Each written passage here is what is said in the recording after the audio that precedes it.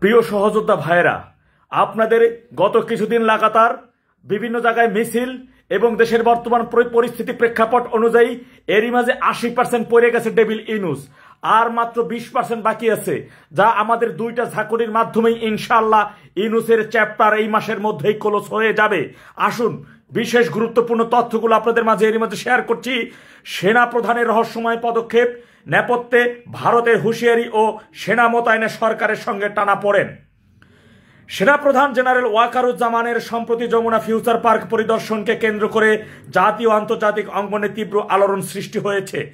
আপাত দৃষ্টিতে সাধারণত এই ঘটনাটি স্বাভাবিক ছিল না বলে দাবি করেছে একাধিক নির্ভরযোগ্য গোয়েন্দা সূত্র মতে এই পরিদর্শনের পেছনে রয়েছে দেশের নিরাপত্তা ও রাজনীতির সঙ্গে সম্পর্কিত দুটি গুরুতর কারণ।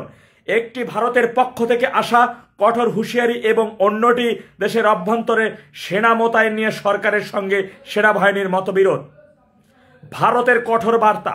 গোয়েন্দা সূত্র জানিয়েছে, সম্প্রতি ভারতে সংঘটিত একটি জঙ্গি হামলায় বাংলাদেশের সংশ্লিষ্টতার প্রমাণ পাওয়ার দাবি করেছে ভারত। এ ঘটনায় নয়াদিল্লি অত্যন্ত কঠোর অবস্থান গ্রহণ করেছে এবং সরাসরি সেনাপ্রধান জেনারেল ওয়াকারুজ্জামানকে একটি শক্ত বার্তা দিয়েছে। এই বিষয়টা নিয়ে আলোচনার জন্য গতকাল একটি উচ্চ পর্যায়ের বৈঠকও অনুষ্ঠিত হয়, যা পরিস্থিতিকে আরও জটিল করে তুলেছে। অভ্যন্তরীণ মতবিরোধ। অন্যদিকে দেশের অভ্যন্তরীণ পরিস্থিতি নিয়ন্ত্রণে অন্তর্বর্তীকালীন সরকারের প্রধান ডক্টর মোহাম্মদ ইউনূস গত 12 ও আগামী 13 অক্টোবর রাজধানীতে সেনাবাহিনীর মোতায়েনের জন্য চাপ দিচ্ছেন বলে জানা গেছে। ঢাকা মেট্রোপলিটন পুলিশের কমিশনার ও রাজধানীর কয়েকটি স্পর্শকাতর পয়েন্টে সেনা মোতায়েনের জন্য অনুরোধ জানিয়েছিলেন, কিন্তু সেনাবাহিনীর শীর্ষ কমান্ড সরাসরি মাঠে নামার ব্যাপারে ভিন্ন মত পোষণ করছে। ডিএমপির অনুরোধে সেনাবাহিনীর পক্ষ থেকে ইতিবাচক সাড়া দেওয়া হয়নি। এই মত পার্থক্যের কারণে ডেভিল ইউনূস সেনাপ্রধানকে আলোচনার জন্য তলব করেছিলেন বলে সূত্র নিশ্চিত করেছে। সরকারের সঙ্গে সেনাবাহিনীর এই ঘটনা সমন্বয়হীনতার প্রশ্ন সামনে এনেছে। বিশ্লেষকদের উদ্বেগ ও নীরবতা। এই প্রতিবেদন লেখা পর্যন্ত আন্তঃবাহিনী জনসংযোগ পরিদপ্তর আইএসপিআর বা সরকারের পক্ষ থেকে কোনো আনুষ্ঠানিক বিবৃতি আসেনি। এই নীরবতা চলমান রহস্যকে আরও ঘনীভূত করছে। নিরাপত্তা বিশ্লেষকরা এই দ্বিমুখী সংকটকে দেশের জন্য ভঙ্গুর পরিস্থিতি হিসেবে আখ্যায়িত করেছেন।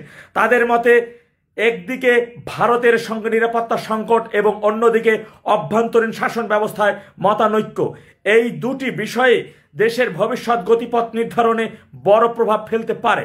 সংশ্লিষ্ট সকল মহল এখন একটি আনুষ্ঠানিক বিবৃতির জন্য অপেক্ষা করছে, তথা খুব শীঘ্রই জাতির উদ্দেশ্যে একটি ভাষণ আসছে বলেই আমরা মনে করছি এবং এটি মনে করছে বিশ্লেষকরা।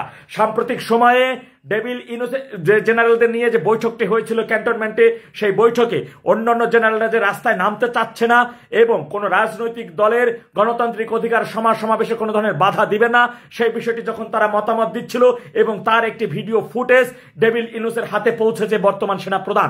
আপনারা জানেন বর্তমান সেনাপ্রধানের মুখ একটা না, তার মুখ 15 থেকে 20টা। সে এক মুখে এক কথা বলে, অন্তরে অন্য কিছু পোষণ করে।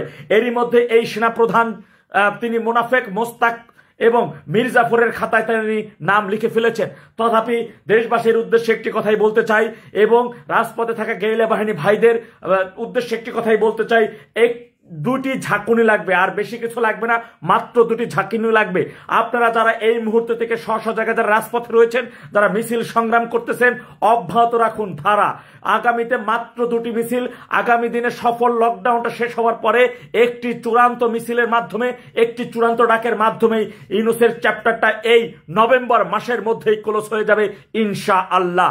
আল্লাহ সবাইকে সঠিক বুঝদান করুন। আখির জামান আলহামদুলিল্লাহ রাব্বিল আলামিন। আসসালামু আলাইকুম ওয়া রাহমাতুল্লাহ।